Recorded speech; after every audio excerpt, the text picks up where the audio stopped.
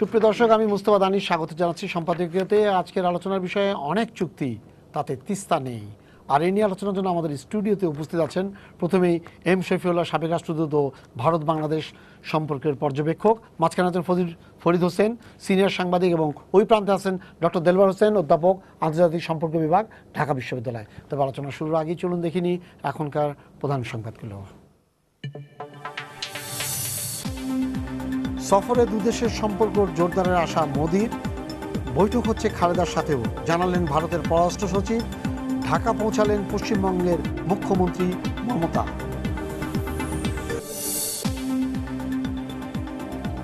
বাংলাদেশ ভারতের প্রধানমন্ত্রীর উপস্থিতিতে হবে স্থল সীমান্ত দলিল বিনিময়, হচ্ছে না তিস্তা চুক্তি, ব্রিফিংয়ে পররাষ্ট্রমন্ত্রী। শর্ত সাপেক্ষে জামিন পেয়েছেন বিএনপি নেতা সালাউদ্দিন আহমেদ, নিশ্চিত করেছেন টাইমস অফ ইন্ডিয়ার শিলং প্রতিনিধি।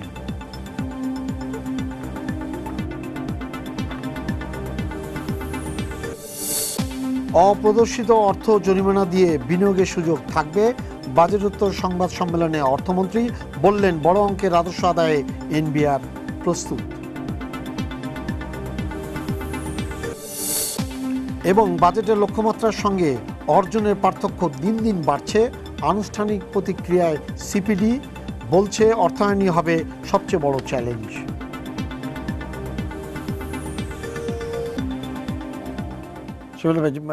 মোদি কালকে আসছেন, ইতিমধ্যে কিন্তু পশ্চিমবঙ্গের মুখ্যমন্ত্রী ঢাকায় নেমে গেছেন। তো আমাদের যে মোদির এই 2 দিনের সফরে আমাদের সব জিনিস, অনেক জিনিস আছে।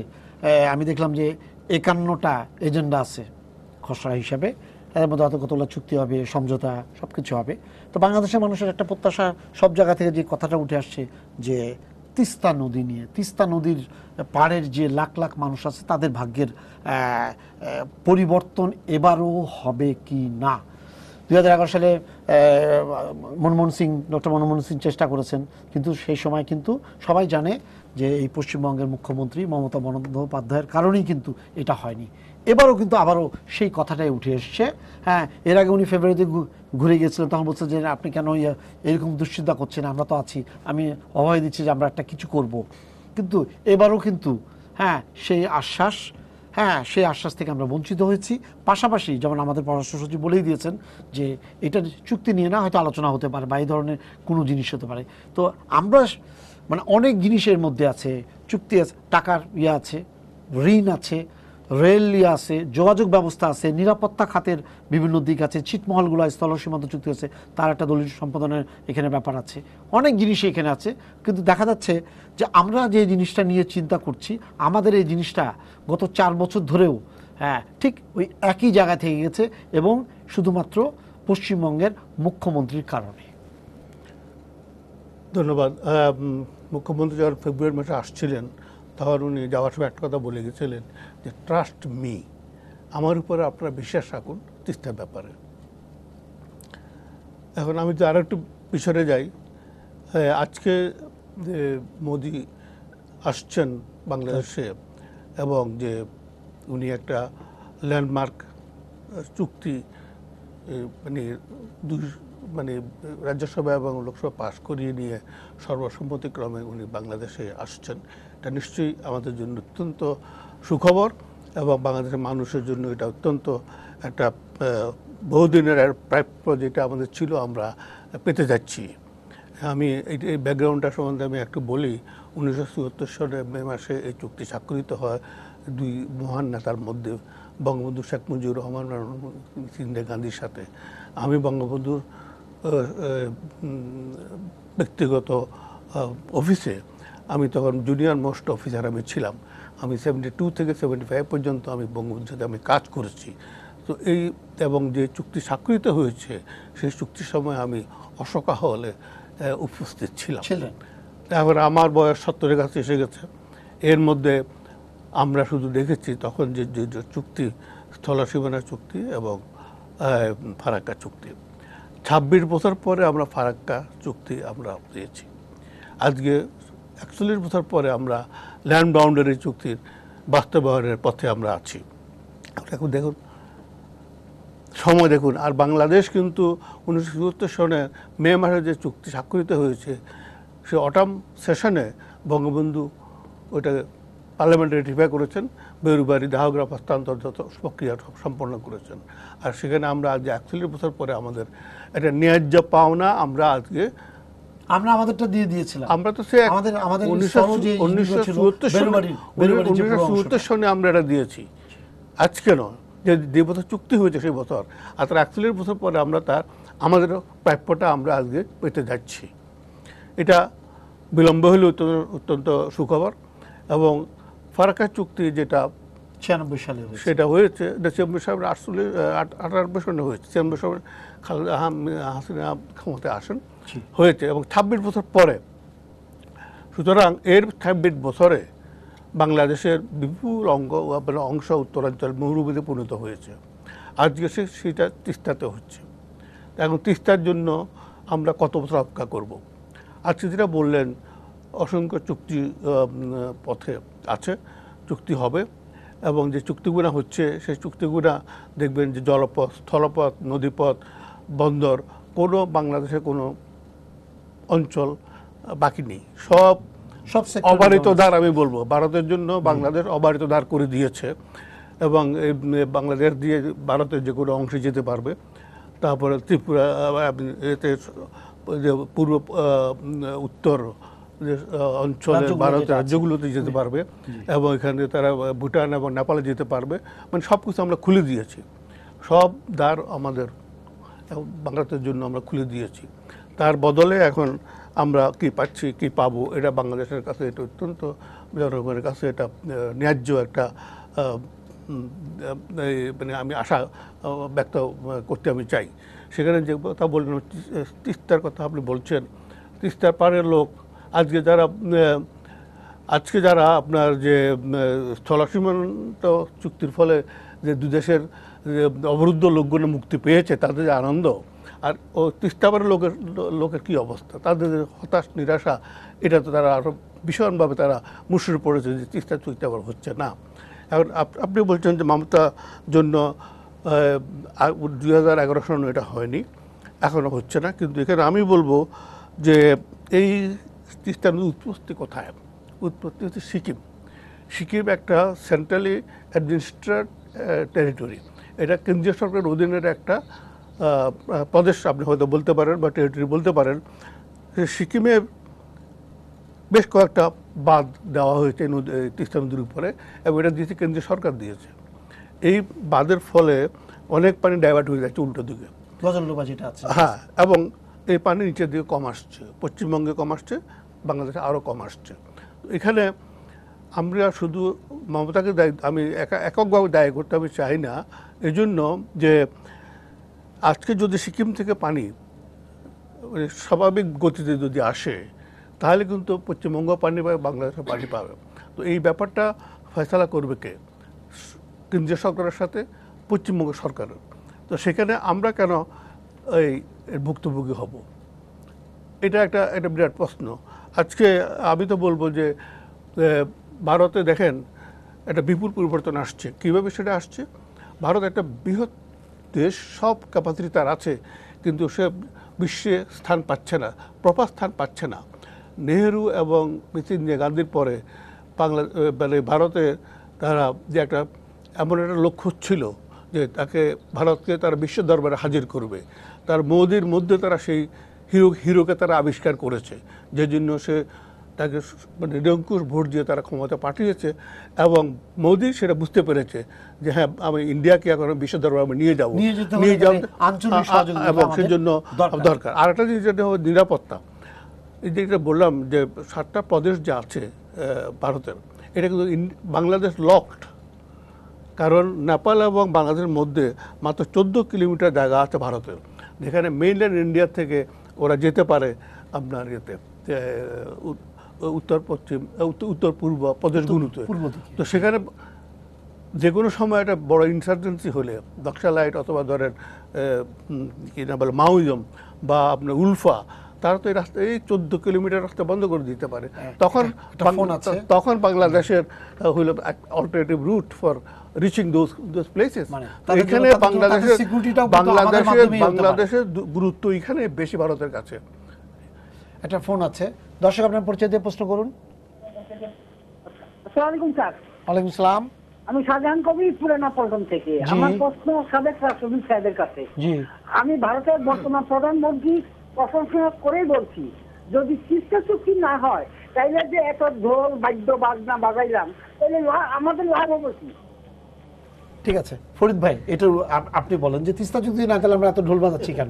না, এটা তিস্তা চুক্তি হচ্ছে না, এটা আমাদের একটা হতাশা। কিন্তু প্রশ্নকর্তা যেরকমভাবে বললেন যে ওটা না হলেই আমরা ঢোল বাদ্য বাজাবো না, এটা ঠিক না। কারণ হচ্ছে যে 1974 সালের যে স্থল সীমান্ত চুক্তিটি, এবং এটা বলা দরকার যে আমরা যদি সীমান্ত চুক্তি বলি সেভাবে তো না, এটার মধ্য দিয়ে 51,000 ছিটমহলবাসীর ভাগ্যের যে ব্যাপারটা, অর্থাৎ 1971 সালের পর থেকে তারা মানে কেউ ছিল ভারতে, কেউ বাংলাদেশে, কিন্তু এই লোকগুলো কিন্তু স্বাধীনতা সেই অর্থে বাঙালি যারা ছিল বাংলাদেশে যারা, তাদের হয় নাই। কাজে এই যে এটা হচ্ছে শেষ পর্যন্ত, এটাকে কম করে দেখার কোনো অবকাশ নেই। আমরা তিস্তা হচ্ছে না, এটা হতাশার ব্যাপার, এবং সেটাকে আমাদের ভিন্নভাবে আলোচনা করা যাবে।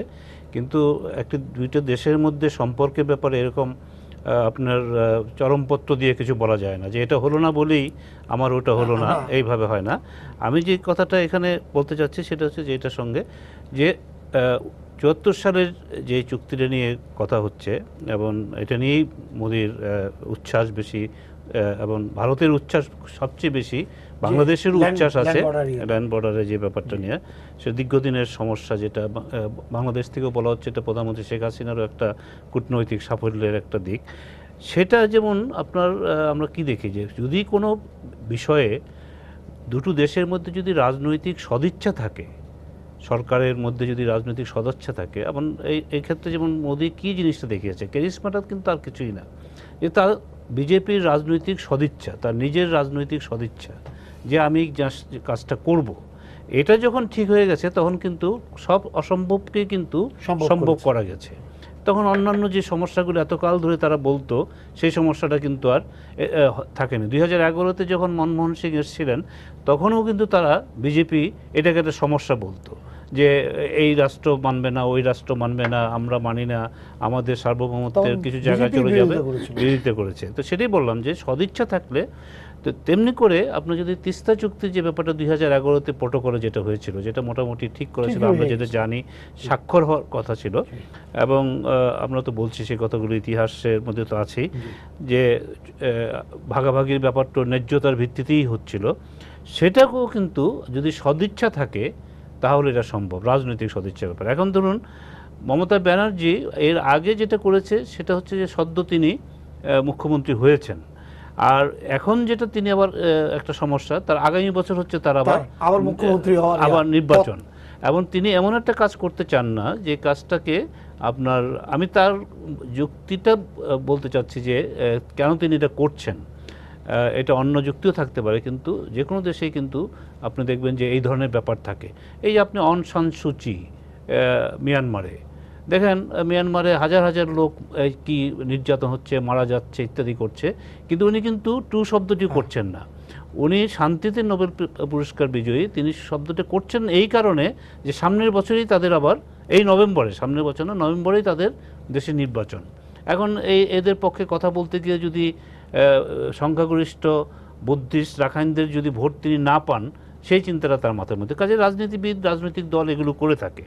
কাজে এখানে যে ব্যাপারটা দেখতে হবে সেটা হচ্ছে যে একটা দিক কিন্তু তিস্তার ইতিবাচক দিক আছে, সেটা হচ্ছে যে আমরা কংগ্রেস সরকারের সময়ও দেখেছি, ইউপিএ সরকারের সময় এবং এনডিএর সময় তো আমরা দেখতে পাচ্ছি, সেটা হচ্ছে যে কেন্দ্রীয় সরকারের একটা সদিচ্ছা এখানে আছে, কেন্দ্রীয় সরকার এই জিনিসটা করতে চায়, এবং সেই করাটার ক্ষেত্রে তাদের এখন বড় বাধা হচ্ছে তিস্তার ব্যাপারে মমতা ব্যানার্জি, পশ্চিমবঙ্গকে তারা আস্তে আস্তে আপনার এটাতে এই জায়গাটার মধ্যে নিয়ে আসতে চাচ্ছে। যেমন এর আগে যেটা মনমোহন সিংরা ভুল করেছিল সেটা হচ্ছে যে তারা কিন্তু মমতা ব্যানার্জির সাথে এই ব্যাপারটা নিয়ে পুরোপুরি আলোচনা করে না, কী করতে যাচ্ছে, কী চুক্তি, কী ভাগাভাগি হচ্ছে, সেটা কিন্তু তারা আলোচনা পুরোপুরি করে নাই। পরে আমরা যেটা জানতে পারলাম, তারা নিজেরাই একটা ঠিক করে নিয়েছে এবং তাকে তার সঙ্গে আসার কথা ছিল। তারপরে যখন মমতা দেখতে পেয়েছে যে এটা আসলে এই চুক্তির ধারাগুলো কি 40-40 এবং 20 থাকবে, 20 শতাংশ থাকবে নদীর পানি, তো সেই জায়গাটার মধ্যে আমরা একটা জিনিস দেখেছি। আমি যে কথাটা এখানে জোর দিতে চাচ্ছি,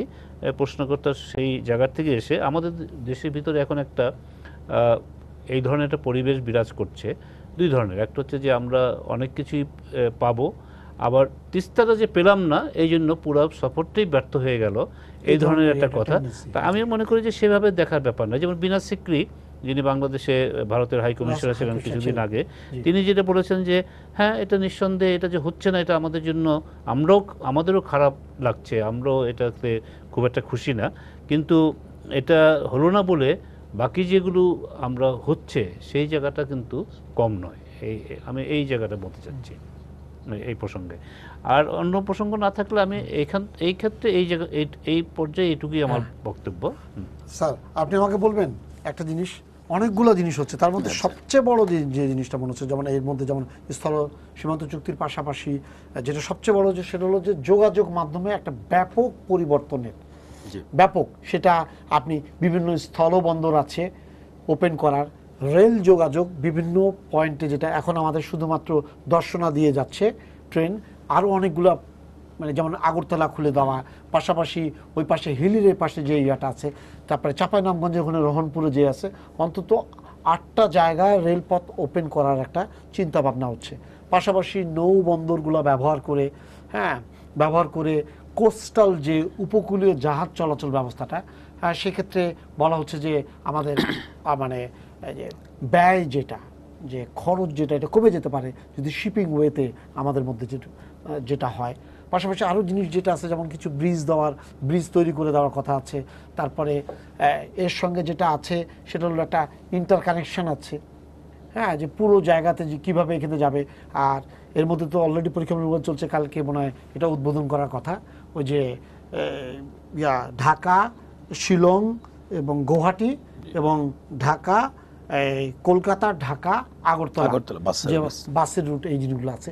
এইটাকে আপনার মানে দুই দিক থেকে যদি বিবেচনা করেন, এটা কতটুকু আসলে মানে মানে গুরুত্ব বহন করে? ধন্যবাদ। পুরো যে যোগাযোগের যে বিষয়টি আসছে সেটিকে আমরা মানে ইংরেজিতে যে টার্মটি ব্যবহার করছি এটা কানেক্টিভিটি, এবং এই কানেক্টিভিটির কথাটি হয়তো 2011-12 থেকে বেশ বড় আকারে এসছে। বাট শুরুতে যে বিষয়টি যে 96 সাল থেকে সেটি আমরা দেখেছি যে ট্রানজিট বা ট্রান্সশিপমেন্ট ফ্যাসিলিটিসের ব্যাপারে ভারতের আগ্রহ ছিল, ভারত সেটি চাচ্ছিল, এবং তখনকার বাংলাদেশের সরকারে যারা ছিলেন আওয়ামী লীগ তারা এই ব্যাপারে আগ্রহী ছিল, এবং বিরোধী দল থেকে বলা হচ্ছিল যে আমরা রক্ত দিব কিন্তু ট্রানজিট দেব না, এইরকম একটা মনোভাব ছিল বাংলাদেশের রাজনীতিতে। তো সেটার আমরা দেখলাম পরবর্তীতে এটার একটা বিবর্তন হয়ে আমরা 2010-11 থেকে এক ধরনের সীমিত আকারে ট্রানজিটের ব্যাপারে আপনার সরকারের যেমন আগ্রহ আর ভারতের অনেক আগে থেকেই ছিল, এবং দেশের ভেতরেও এই ব্যাপারে এক ধরনের আমরা একটা পরিবর্তন লক্ষ্য করি। এখন আসলে ট্রানজিট হারিয়ে গেছে অনেকটা কানেক্টিভিটির একটা লার্জার আমব্রেলা টার্মের ভেতরে, এবং সেটির যেমন একটা অবশ্যই গুরুত্ব আছে, ব্যাপক গুরুত্ব আছে, এবং গুরুত্বটা এই জন্য যে আজকে বাংলাদেশ ভারত যে টোটাল যে বাণিজ্যের যে পরিধি সেটি কিন্তু আপনার প্রায় $7 বিলিয়ন, এবং এই বিশাল বাণিজ্যের মধ্যে যদি একটা বিশাল ঘাটতি আছে, কিন্তু ঘাটতি থাকলেও সেটি একটি মানে এক ধরনের বাস্তবতার বিষয়, এবং সেটিও একটা আমরা বলবো যে মানে বাণিজ্যিকভাবে বা অর্থনৈতিকভাবে খুবই গুরুত্বপূর্ণ বাংলাদেশের জন্য। কারণ বাংলাদেশের আমদানির জন্য এখন পর্যন্ত আমরা দেখছি যে চীন এবং ভারতের উপর নির্ভরশীল, এবং এই যে ভারত থেকে বিপুল পরিমাণ আমরা পণ্য আমদানি করছি, এবং ভারতের বিনিয়োগের সম্ভাবনা এখানে আছে। ফলে অর্থনৈতিক দিক থেকে একটা সম্ভাবনা তৈরি হয়েছে যে যোগাযোগ ব্যবস্থার উন্নতি হলে আমরা যেমন দ্বিপাক্ষিকভাবে লাভবান হতে পারি এবং আঞ্চলিক এবং আঞ্চলিকভাবে লাভবান হতে পারি। এখন প্রশ্ন হচ্ছে যে আপনার এই যে যোগাযোগের সুযোগটি করে দেয়া হচ্ছে, নৌ ট্রানজিট আপনার 1972 সাল থেকে ছিল, এবং ট্রানজিটের বিষয়ে এক ধরনের এগ্রিমেন্ট 72 সাল থেকেই ছিল, সেটি কখনো কোনো সরকার বাতিল করেনি। কিন্তু সড়ক পথের ব্যাপারে বা রেলপথের ব্যাপারে সবসময় আমরা দেখেছি যে এই ব্যাপারে বাংলাদেশের সরকারি পর্যায়ে একটু খুবই সাবধানী ভূমিকায় ছিল। তো এখন আমরা এখনো পর্যন্ত কিন্তু কোনো কোনো ওইরকম চুক্তি হয়নি। সীমিত আকারে অ্যাডহক বেসিসে ত্রিপুরা থেকে আপনার পরীক্ষামূলকভাবে কিছু কিছু জিনিস এগুলো হচ্ছে। তা এখন আমরা মানে পুরো দক্ষিণ এশিয়ার অর্থনৈতিক যে একটা বিবর্তন হয়েছে, সেই বিবর্তনে কিন্তু হয়তো ট্রানজিট মানে কানেক্টিভিটির প্রয়োজন আছে, এবং কিন্তু সেটি কিভাবে হচ্ছে এবং সেটার এখন পর্যন্ত যেহেতু কোনো চুক্তি আমাদের সামনে আসেনি এবং ধারাগুলো আমরা জানি না। যেমন আমি বলবো যে এই বিষয়গুলোর ব্যাপারে বাংলাদেশের দিক থেকে নিশ্চয়ই আমাদের যারা কূটনীতিক বা রাজনৈতিক নেতৃত্বে আছে তারা বিষয়গুলো মানে দর কষাকষি করে একটা উইন উইন সিচুয়েশনের থেকে এই সুযোগগুলো দেবে, যেই সুযোগগুলোতে হয়তো এটা বলতে দ্বিধা নেই যে ভারতের আগ্রহটা অনেক বেশি। কারণ এখানে উত্তর পূর্ব ভারতের যে অবস্থান, যেটিকে অ্যাম্বাসেডর শফিউল্লাহ বলছেন যে উত্তর পূর্ব ভারত কিন্তু অনেকটা বাংলাদেশ লকড। বাংলাদেশ যেমন বলছি আমরা ইন্ডিয়া লকড, এবং উত্তর পূর্ব ভারত বাংলাদেশ লকড। এবং এই যে একটা ভূ রাজনৈতিক বাস্তবতা এবং ভূ অর্থনৈতিক বাস্তবতা আমরা বলতে পারি, এবং এটি যেমন আপনার নিরাপত্তার দিক থেকে গুরুত্বপূর্ণ, অর্থনৈতিক দিক থেকে গুরুত্বপূর্ণ। কারণ আমরা ইতিমধ্যে আমাদের বেশ কিছু কোম্পানি তাদের কিন্তু নর্থ ইস্ট এই ইন্ডিয়ান যে মার্কেটে কিন্তু আমাদের পণ্য প্রবেশ করছে। তো ফলে এখানে একটা মিউচুয়াল বেনিফিটের সম্ভাবনা আছে। কিন্তু বাংলাদেশের রেলের মাধ্যমে হোক আর সড়কের মাধ্যমে যদি ভূমি ব্যবহারের যে ব্যাপারটি, তার যে একটা মাসুলের যে বিষয়, এটি খুবই গুরুত্বপূর্ণ।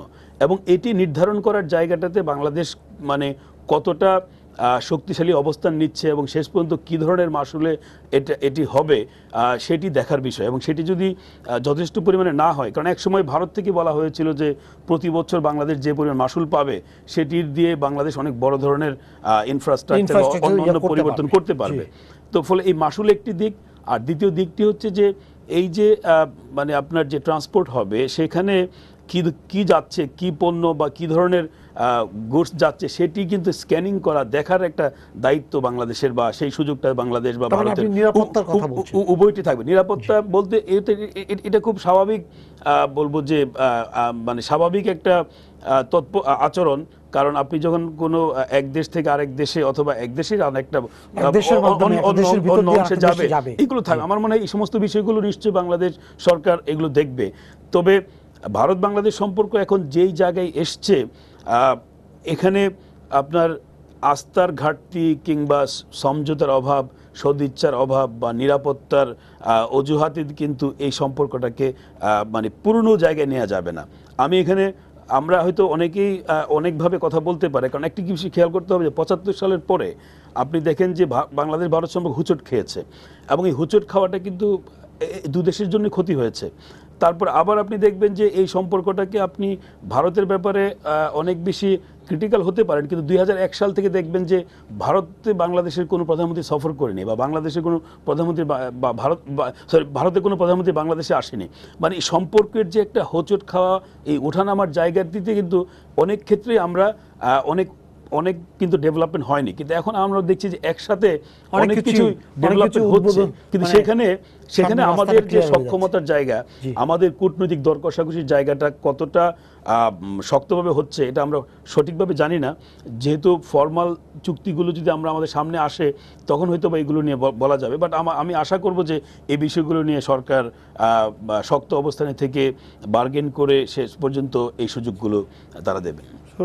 বাণিজ্য নিয়ে অনেক একটা বিরাট অংশ জুড়ে বাণিজ্যের ব্যাপারগুলো আছে, যে বাণিজ্য যেমন উনি তো ঘাটতির কথা বলেছেনই, যে $7 বিলিয়ন মতো ওদেরই ম্যাক্সিমাম জিনিসপত্র আমরা কিনছি বা নিয়ে আসছি, বা এরকম পাশাপাশি অনেকগুলো চুক্তির ব্যাপারে কিন্তু বাণিজ্য অন্যতম আছে। পাশাপাশি ট্রান্সশিপমেন্টের ব্যাপারে নৌ চুক্তি কিছু আছে, কোস্টাল বেল্ট এরিয়াটা এইভাবে আছে। তো এইসব এর সাথে আরেকটা বড় জিনিস যেটা আছে সেটা হলো বিদ্যুৎ নিয়ে, আমাদের সাথে বিদ্যুৎ নিয়ে যে ভারতের যে ইয়েটা আছে, এবং তার সঙ্গে একটা রেল যোগাযোগের একটা ইয়ে আছে। রেলের একটা বড় ধরনের ভারত প্রথম থেকে গত 10 বছর ধরে ভারত কিন্তু আমাদের সাথে রেলের যে broad gauge line, dual gauge line, সেই জিনিসগুলো, এবং ট্রেনিং যেটা, তারপরে স্লিপার বসানো, হ্যাঁ, মানে এই কাজটা কিন্তু রেলের পুরো জিনিসগুলো কিন্তু এটার সাথে কিন্তু সরাসরি ভারত জড়িত। সেক্ষেত্রে আমাদের লাভের ইয়েটা কীভাবে? এখানে দেখেন 1965 সন পর্যন্ত রেল যোগাযোগ, সড়ক যোগাযোগ ভারতের সাথে ছিল। পাকিস্তান ভারত যুদ্ধের পরে এটা বন্ধ হয়ে যায়, এবং আমরা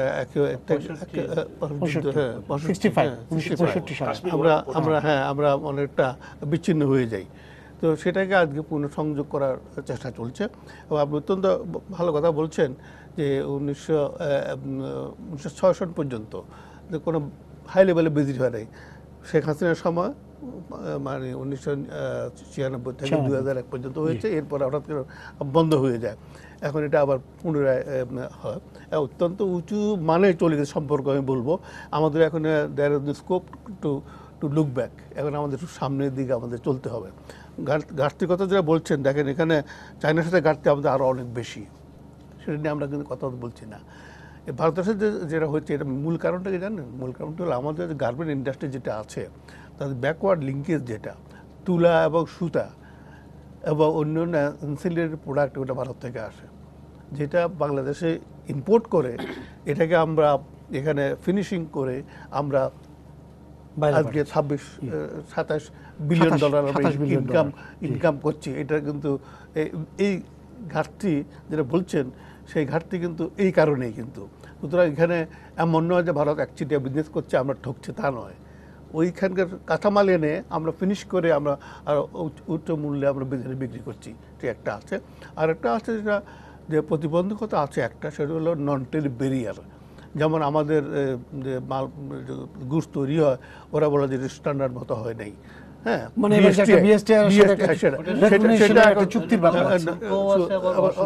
অশুল্ক যেটা নন ট্যারিফ ব্যারিয়ার যেটা, এটাকে একটা বলে। তারপরে আছে আবার জুট ব্যাগ যাওয়ার সময় মেড ইন বাংলাদেশ লেখা থাকে না, তো এটা একটা ওদের আপত্তি।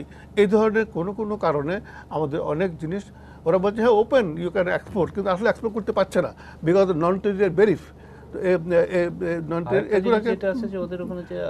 মান নিয়ন্ত্রণের সেটাই। হ্যাঁ, এখন এইগুলো কথা হবে। হ্যাঁ, এগুলো রিমুভ হলে, আর ভিসার ব্যাপারে আরও সবচেয়ে প্রবলেম হলো বিজনেসম্যান যারা বিজনেস করবে তারা দিনের পর দিন ভিসার জন্য অপেক্ষা করতে হয়।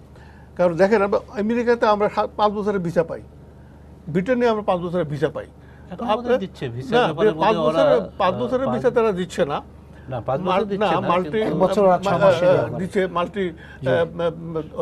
মাল্টিপল ভিসা দিচ্ছে হয়তো, বা 2-way ভিসা দিচ্ছে। তো এটা কিন্তু একটা, যার সাথে আমার $7 বিলিয়ন বিজনেস, যার সাথে আমার কানেক্টিভিটি আমরা সব খুলে দিয়েছি আমরা, ভারতের স্বার্থে এবং বাংলাদেশের স্বার্থে। শুধু ভারতের স্বার্থে তাই না, আমরা লাভবান হব। এরপর সাহেব বলছেন, কারণ বাংলাদেশ যে ওপেন করে দিচ্ছে, বাংলাদেশে লাভবান হবে আজকে এই কানেক্টিভিটির মাধ্যমে। বাংলাদেশের জিনিস আজকে ভারতে যাবে, নেপালে যাবে, ভুটানে যাবে। যেমন আমাদের ট্রাক বাসও কিন্তু ওদিকে যাবে, ওদের গুলো আমাদের আসবে, এবং নেপাল ভুটানের সরাসরি দিক থেকে যেতে পারবে। ওটা কিন্তু আমাদের জন্য একটা, নেপাল এবং ভুটান দুটোই কিন্তু আমাদের জন্য একটা, এবং নেপাল আমাদের মংলাপুর ব্যবহার করবে, ত্রিপুরা বলছে আমরা চিরাং ব্যবহার করতে চাই।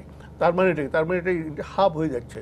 এবং যে কোস্টাল যেটা বললেন, যে মাদারশিপ যেটা বলে অনেক বড়, এটা ক্যাপাসিটি আমাদের না। আমাদের চিটাগাং হলো বড় পোর্ট, সেখানে মাত্র ডেপথ হয়েছে 11 কি বলে 11 আপনার 7 মিটার, 7 থেকে 9 মিটার। এর জন্য কোস্টাল শিপিং হলো ছোট, এগুলো সহজে মংলা এবং চিরাং আসতে পারবে। মংলা পোর্ট আন্ডার আপনার ইউটিলাইজেশন, সেটা অ্যাক্টিভেট হবে। খুলনা থেকে যদি রেলওয়ে যদি আপনার আসে, ক্যালকাটা পর্যন্ত রেল ট্রেনটা হয়, তার সেখানে রিঅ্যাক্টিভেট হবে। তো এই দিক দিয়ে আমাদের অত্যন্ত লাভবান হবে। তো আমি বলবো যে বিদ্যুৎ একটা বিরাট ব্যাপার, যেখানে আমাদের এত ঘাটতি ছিল, আমরা ভারত থেকে অনেক বিদ্যুৎ আমরা কিনেছি, এবং আমরা ত্রিপুরাতে আপনাদের সাহায্য করেছি, ওদের যে পালাটন, এখানে কিন্তু আমাদের ভুল ক্ষতি হয়েছে, আমাদের ল্যান্ডের অনেক ক্ষতি হয়েছে, কিন্তু সেটা এরা ভারতে অনেকে এটা জানেন না। সুতরাং বিদ্যুৎ আমরা ওখান থেকে পাবো। তো এই একটা বিরাট গেইন বাংলাদেশের জন্য। বিদ্যুৎ আমাদের কিনতে হবে। আর একটা কথা আছে এখানে বিদ্যুৎ ব্যাপারে, ভুটানের যে বিদ্যুৎ সারপ্লাস আছে, সেটা আমরা ভারতের মধ্য দিয়ে আমরা বাংলাদেশে আমরা ইম্পোর্ট করতে পারবো।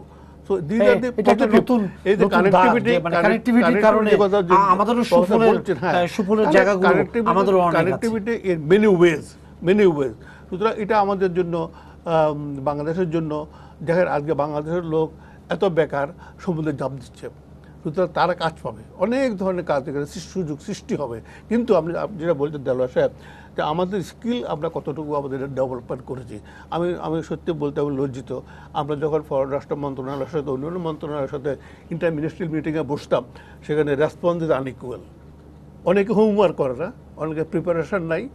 সুতরাং বাংলাদেশের যে দক্ষতা, নেগোসিয়েশনের দক্ষতা বিভিন্ন মন্ত্রণালয়, এটা কিন্তু অ্যাকিউট আমি বলবো।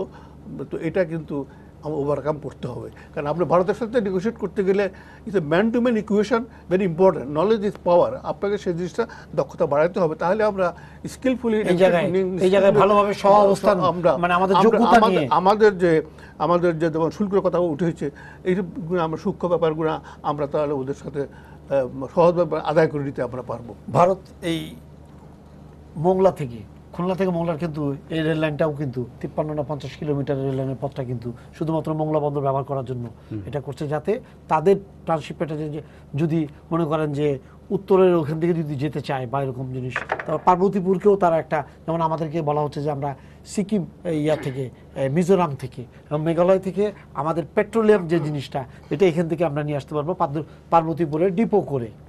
তো এই ধরনের জিনিসগুলো একটা ব্যাপার যেটা হচ্ছে যে আপনি যে কথাটা দিকে বলতে চাচ্ছেন, আমার যেটা মনে হয় যে একটা কথা যেখানে আসছে, একটা হচ্ছে যে এই যে যোগাযোগগুলো এগুলো অবধারিত, এখন এগুলো হবেই, একটা দেরি হচ্ছে। যেমন ধরুন ভারত দীর্ঘদিন থেকে একটা কথা ছিল যে ট্রানজিট, তখন এটা রাজনৈতিক বিষয় ছিল বাংলাদেশের।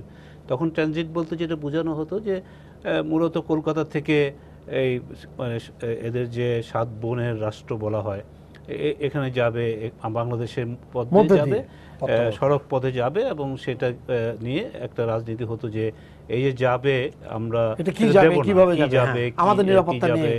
এবং তখন উলফা বা ভারতের ওই যে বিচ্ছিন্নতাবাদীদের কথা বলা হতো, বিশেষত বিএনপি যখন ক্ষমতায় ছিল বা আওয়ামী লীগ যখন ক্ষমতায় না এই ধরনের সময়টাতে, আবার যখন বিএনপি বিরোধী দলে, তখনও তার এই কথাগুলো উঠাতে, এগুলো অনেক কমে গেছে এখন।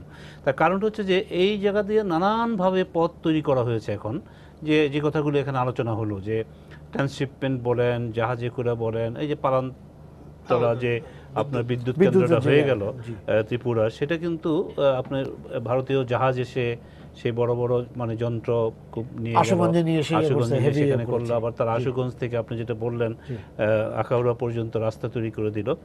এখানে যে জিনিসটা হচ্ছে যে আমরা এত বড় যজ্ঞের মধ্যে আমরা দেখতে পাচ্ছি সামনে, সেই জায়গাটার মধ্যে বাংলাদেশের সড়কপথ, রেলপথ, বাংলাদেশের যে নৌপথ, সেটা মানে কতটা সেটা ধারণ করতে পারবে, এটা একটা বড় প্রশ্ন কিন্তু, বা বড় চিন্তা আমাদের মধ্যে আছে, যে বা দুশ্চিন্তাও আছে। কারণ এই যে ভারতীয় যে ট্রাকগুলো যাবে, এগুলো কিন্তু আমার আপনার যে ট্রাকগুলো দেখছেন এই টাইপের না, এগুলোকে লরি বলে, এবং এই লরিগুলো কিন্তু হেভি ডিউটি ব্যাপার, তাই না?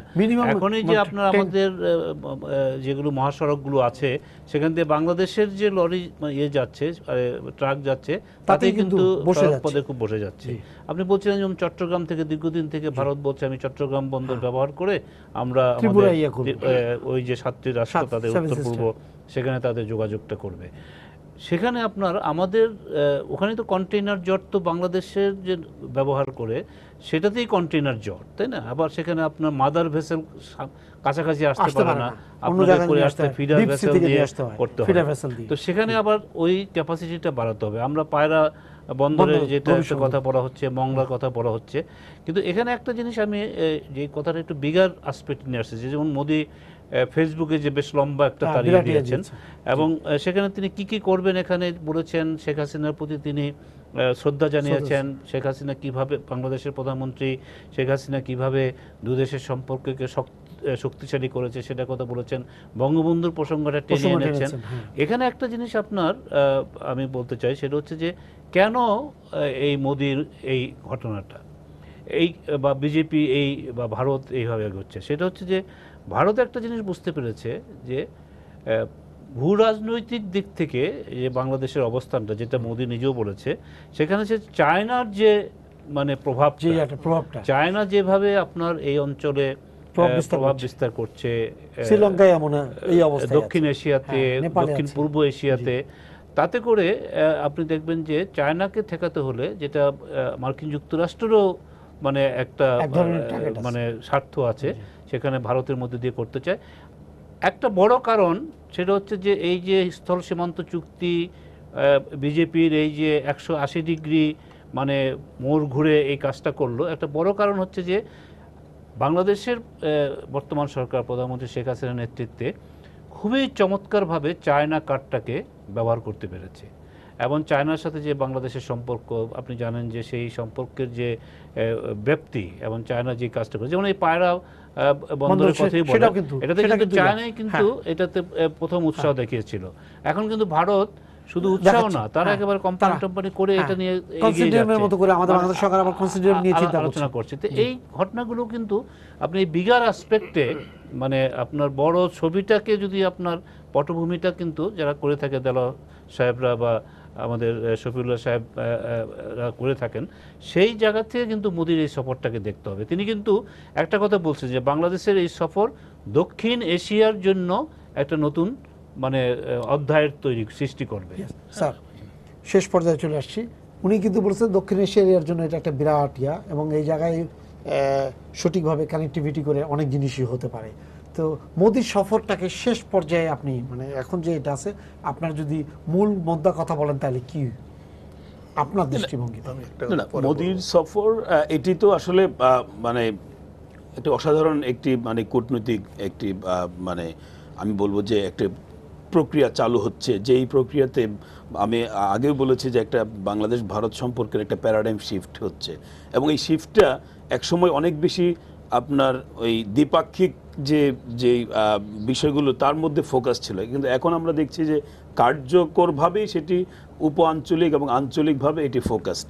এখন যতই আপনার আঞ্চলিক উপ আঞ্চলিক বলে না কেন, কিন্তু মূল জায়গাটা কিন্তু কাজ করতে হবে একটা রাষ্ট্রের ভেতরে এবং দ্বিপাক্ষিক পর্যায়ে, এবং সেখানে যদি বাস্তব পদক্ষেপ না নেওয়া হয় তাহলে কিন্তু আমরা যেই মানে যেই ফল যেটা আমাদের পাওয়ার কথা সেটি আমরা পাবো না। তবে আমি মনে করি যে মানে বাংলাদেশ ভারত সম্পর্কের যে অবারিত সম্ভাবনার বড় বাধাটি ছিল, বা এখনো হয়তো মানে এখনো হয়তো সেটা সেভাবে নেই, সেটি হচ্ছে যে আস্থার একটা ঘাটতি ছিল এবং কূটনৈতিক যে বোঝাপড়ার একটা ঘাটতি ছিল। সেই জায়গাটি না থাকার ফলে এখন কিন্তু আমরা দেখছি যে নতুন নতুন সম্ভাবনা সামনে আসছে, এবং সেগুলো যদি আমরা একটা উইন উইন একটা নেগোসিয়েশনের মধ্যে যদি আমরা এগুলো করতে পারি, সেটি ভারতের স্বার্থেও দরকার। কারণ বাংলাদেশের মধ্যে এমন কোনো ধারণা ভারত দেওয়া উচিত হবে না যে বাংলাদেশের মানুষ মনে করবে যে ভারত অনেকটা চাপ সৃষ্টি করে আদায় করেছে। আবার বাংলাদেশের ভেতরেও কিন্তু এরকম ধারণা যেন সরকারের মধ্যে মানে কেউ না দেয় যে না, সরকার ভারতের ব্যাপারে অনেক বেশি উদার। তার মানে ভারতকে মানে ওই কূটনৈতিকভাবে ভারতও সেটি বোঝে, একটা প্র্যাগমেটিক জায়গা থেকে, একটা উইন উইন জায়গা থেকে দেখতে হবে। আর চীন, জাপান এই ধরনের রাষ্ট্রগুলোও যেন বাংলাদেশে যে বিনিয়োগ করতে চায় এবং সেই সম্ভাবনাটাকে যেন থাকে উন্মুক্ত রেখে, এবং আমরা যেরকম একটা মানে ফ্রেন্ডশিপ টু অল, আমরা সবার সঙ্গে যে বন্ধুত্ব এবং সত্যিকার অর্থে একটা বন্ধুত্বপূর্ণ সম্পর্ক তৈরি করেছে ওভার দ্য ইয়ার্স, এটা বজায় রেখেই যেন আমরা এগিয়ে যেতে পারি। ফরিদ সাহেব বলছেন যে Sheikh Hasina China card play করেছেন, তো আমি বলবো যে না, উনি চায়না কার্ড প্লে করেননি। বাংলাদেশ এবং দুটো বৃহৎ রাষ্ট্রের মধ্যে অবস্থিত, একটা ভারত একটা চায়না, দুটো উদীয়মান রাষ্ট্র, এবং সেখানে বাংলাদেশ চেষ্টা করছে দুইটো কান্ট্রির সাথে সমানভাবে সুসম্পর্ক বজায় রেখে আমাদের সার্বভৌমত্ব, আমাদের রাষ্ট্রের মানে রাষ্ট্রের প্রোটেকশন, প্রমোশন এবং আপনার অ্যাডভান্সমেন্ট আবার ইন্টারেস্ট যেন মেনটেন হয়, এটা উনি চেষ্টা করছেন। শি ইজ ট্রেডিং একটা সূক্ষ্ম লাইনে উনি কাজ করছেন, দুটোর সাথে সুসম্পর্ক রেখে উনি একদিকে ঝুঁকে আরেকদিকে করছেন না। আপনাদেরকে ধন্যবাদ স্টুডিওতে আসার জন্য। আমাদের সময় শেষ হয়ে গেছে। সবাইকে শুভেচ্ছা জানিয়ে শেষ করছি আজকে সম্পাদকীয়। আগামীকাল আবারও দেখা হবে রাত 10টায়। দেখার আমন্ত্রণ রইল। শুভরাত্রি।